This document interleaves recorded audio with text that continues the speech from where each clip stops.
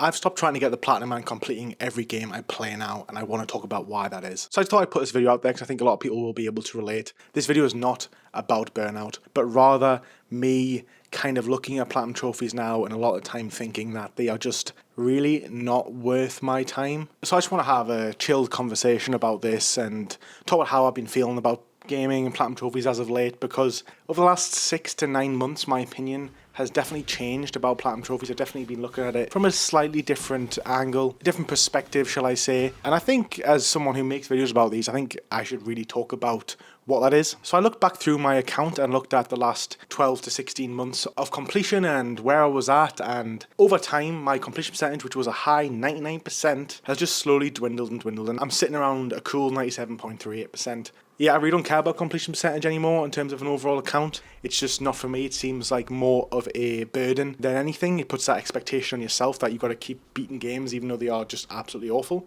I'm not going to sit here and tell you that I've played nothing but amazing games over the last 12 months. I've played some really good games, I have to say. Some games have been absolutely exceptional, amazing, but others have been absolute piles of dump. There's no other way to describe it. So I've played some really bad live service games. I played some great cooperative games, I played fighting games, I played shooting games, I've played a bit of everything, but the feeling has kind of remained the same about the platinum trophies I've earned. And that's just that they haven't felt that rewarding. And as I look through my trophy list now, there's games I've left at like 1 to 2%, which I never would have done a couple of years ago. And mainly I've been leaving DLC because I felt like when I get the platinum, I don't want to extend my time with expensive DLC, especially if the game wasn't that great. I think that's a problem with platinum trophies. There's something called the sunken loss fallacy. And in short, the more time you spend with something, the more committed you are to seeing it through. If you're running a 10k, you get to 7k, you're not going to stop because you're so close and you've ran so much, you spend so much time training for that. Same with gaming, platinum trophies, you spend 60 hours on a 100-hour game, you beat the story, you've done all the fun stuff, and now it's just the collectibles left, and you're sitting there being like, I'm so close, yet I'm so far, I can't back down now, I'm going to keep going, even if the game is killing you slowly. So as I've been making videos on platinum trophies, I've been beating nearly every game I've played. First game I didn't finish, which is no slight on the game, is actually Hogwarts Legacy. Now that game actually is really good. I'm not a die-hard Harry Potter fan. I'm not going to lie, a lot of people absolutely love it. I think it's okay. I'm a sucker for any lore-heavy world, so I do enjoy the lore of Harry Potter, but when I was playing the game, I just felt like I just didn't want to spend 100 hours on the game. That was the truth. I know that there was so many collectibles, and I was running around and I was pinging this Revelio spell trying to see collectibles, and I was like, this is just taking me away from the game. If I've got to play the next 30 to 50 hours of the game spamming this Revelio trick just so I can get the platinum trophy 10 hours, 20 hours earlier, it's ruining the experience of the game. It ruins the immersion completely. And I just had a word with myself, and I was like, the game's pretty good. I'm 15 hours in, but I'm not going to be enjoying it in another 30 hours. So am I going to be enjoying it in another 70? Definitely not. And I was like, for me, it makes sense to walk away from it and save myself from 70 hours of not having fun, which is really funny because then I went on and platinum Anthem, which was just horrific, absolutely horrific. Like, that game had RNG collectibles, which meant that you were flying around hoping they would spawn, and they've got to be the worst trophies I've ever seen, and they just should not exist. I also want to talk about Tekken because although the Tekken platinum trophies are relatively easy, the platinum still didn't feel that rewarding, and they felt still tacked on, especially Tekken 8. Tekken 8 might be my favourite game of this year. It's really hard between Tekken 8 and Helldivers 2 because those games are incredible. I love Tekken 8 so much.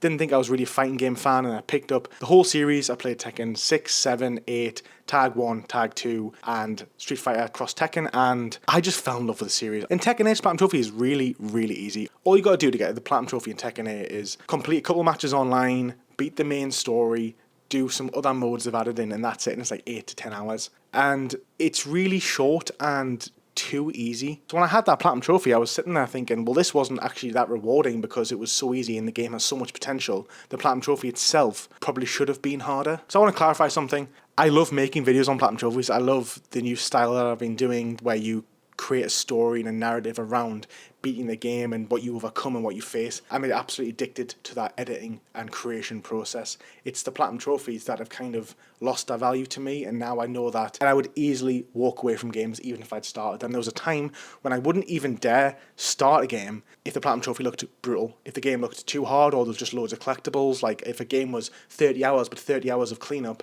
I know I wouldn't even give it a sniff. I would say, no, maybe another time. Whereas now I definitely am, without a doubt, more open to not missing out on some of the best best games ever made, because there's games that I've missed because of trophies being difficult. Whereas now I know I would just play them and then just leave the platinum trophy. I also think that achievements and trophy hunting has become a lot more popular over the last couple of years. And because of that, it's being used negatively by game developers. And it's a lot of the time, it's a participation medal. Look at like Tekken 8. You literally don't have to be good at the game to get the platinum trophy. And Street Fighter's the opposite, right? Because Street Fighter's trophies are so hard, you have to reach high ranks in Street Fighter to get the platinum trophy. And I was left when I beat Tekken 8 thinking that actually the game should have had more ranked matches trophies. I know a lot of trophy hunters hate online games, trophies tied to online games, but fighting games, they are meant to play online. The biggest part of the game is actually online. So the fact that the trophies are only tied to winning 3 games or 5 games online or playing 10 games online is pretty crazy. I'm not suggesting you should be getting to the highest rank in Tekken, but there's not even a trophy for getting to any rank on the online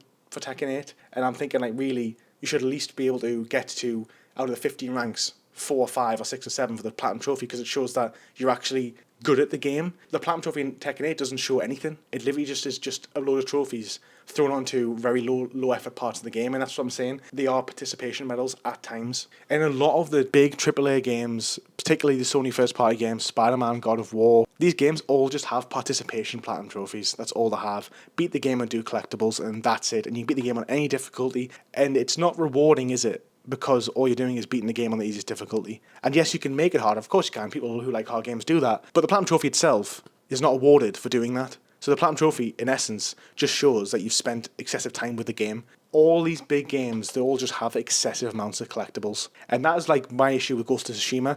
One of the best games I've played, I will say. It was fantastic. It's one of the best open world games ever made. The platinum trophy is pretty grim. Like, you know, you beat the game, you do everything in the game in about 30, 40 hours, and then you've got to spend 20 hours doing collectibles. Like, who wants to do that? Like, it's just grim. And again, it's just a participation medal. It's just like, okay, well, beat the game and then spend 20 hours of your life not having fun to get a platinum trophy. It's just getting worse and worse and worse. And I think a platinum trophy shouldn't be a case of, oh, I've spent double the amount of time on a game to get the platinum trophy and all I've done is unskilled, mundane work. Who wants to be proud or brag or flex about that? Now, of course, there's difficult games out there. I'm not saying there's not. I'm talking about the majority of games here, you know. Of course, there's really difficult games, but it tends to be the indie games that are really pushing players to actually beat them and push them beyond their skills of just beating the main story to get them platinum trophy, like Super Meat Boy, Splasher, like smaller studios making very, very difficult platinum trophies. But there's also more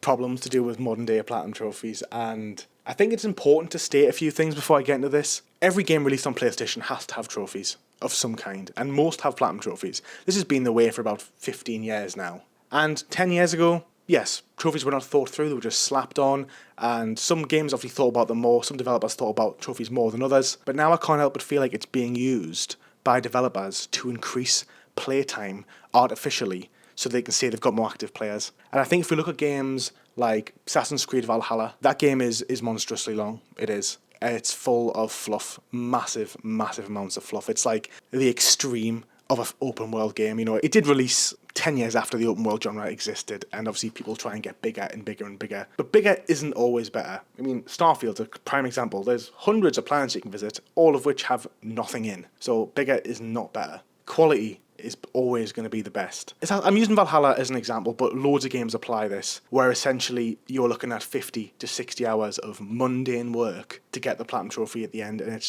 just no value of the gamer's time. It's like, if you want the platinum, listen here, kid, you are going to spend an extra 50 hours doing boring things to get this platinum trophy. Right. Is that a good use of my time?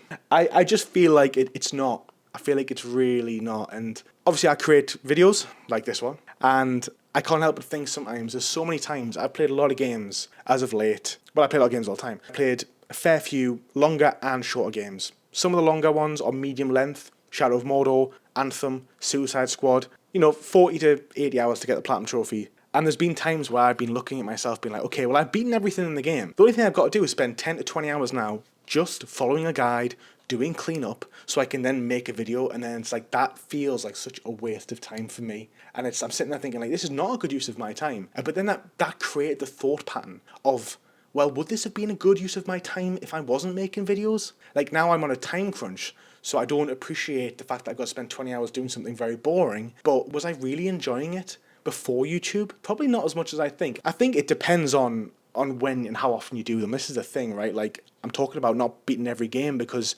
these patterns become more and more prevalent when you're doing them all the time. Some guy or girl who plays 20 games a year and they decide to get 1 or 2 platinums, they aren't going to notice it as much and they're going to have more fun, which I think is the way forward, without a doubt. But when you're doing it all the time, the issues become more and more obvious. So as well, DLC, I have left DLC. If you love a game, then you should play a DLC, right? I bought all the DLC for the first Spider-Man 2018. Don't regret it at all. I did 100% and I loved that game so much. The New Game Plus still felt a bit tacked on, and now all these bigger games, God of War Ragnarok, Spider-Man 2, they all just like kind of wait 3 or 4 months, then just drop a New Game Plus trophy, one single trophy, so they can get an artificial bump of players. And you're like, why?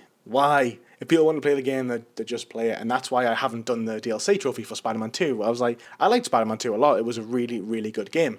But I don't think I want to go back and spend 15, 20 hours doing the story again. And again, it just comes back to my point that companies are starting to use trophies just to get players back in and not actually adding any more value, because you're not getting any more value with a New Game Plus at all. There's nothing wrong with that as a business tactic, of course, that makes sense, but it's not because they want you to enjoy the game, it's because they just want to get you back playing the game. It's to try and benefit the studio, and I think we've just got to gauge that and understand that. And I think as trophies become more and more popular, the trophies are going to be built around a way to ensure us staying on the game. I know you're probably thinking like, am I talking about this because I just platinumed Fallout 76 and it was awful? It's not true.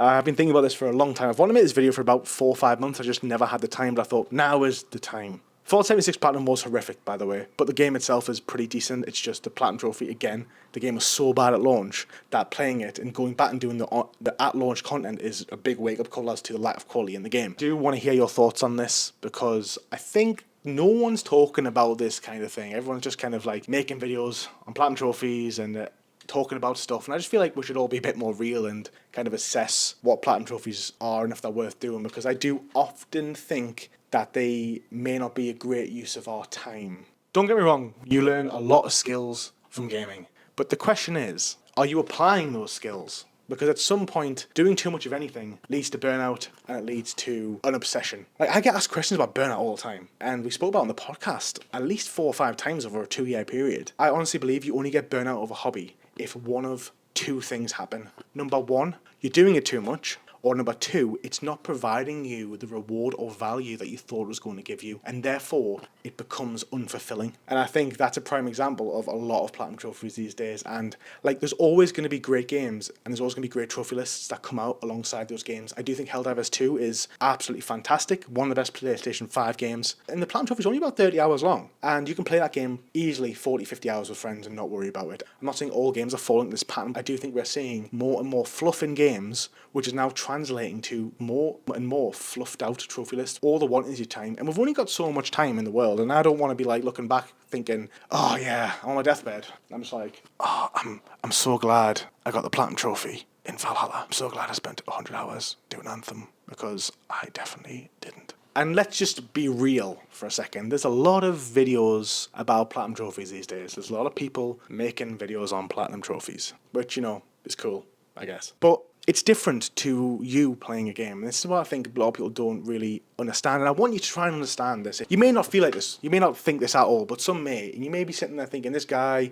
has just platinumed, I don't know, Wolfenstein 2, or Nicky Oz done another Super Meat Boy game, crikey, what a guy. But the difference is, it's not just for the platinum, is it? There's so much more reward there for content creators, right? Because we can beat the game, we get a sense of achievement for beating the game, but then we also make a video which can help grow our channels and create revenue for us. So we have so much more levels of incentive than the average gamer. So I hate to think there's some guy, any guy or girl watching this being like, oh, I wish I could just put the time in and platinum this game because everyone else has done it and they said it's easy. It's like, well, everyone's life is completely different, and YouTubers are doing it to entertain you, not just for the sense of pride. And I think it's important to note that. So we will do games that are awful. We will push ourselves through disgusting grinds to entertain you, whereas you shouldn't do that. Like, do not platinum Anthem, okay? Do not do it. It will destroy you. Do not platinum Fallout 76. If you want to play Fallout 76, I think it's a pretty good game, to be fair. Just play a little bit of the story, do a DLC, make some friends and play with them, and you'll have an absolutely stellar time. I really hope people take away from my videos when I hate a game that you shouldn't play it, because I try and be as honest as I can. When I try and beat games, I try and mention my bias, because we've all had different experiences with games.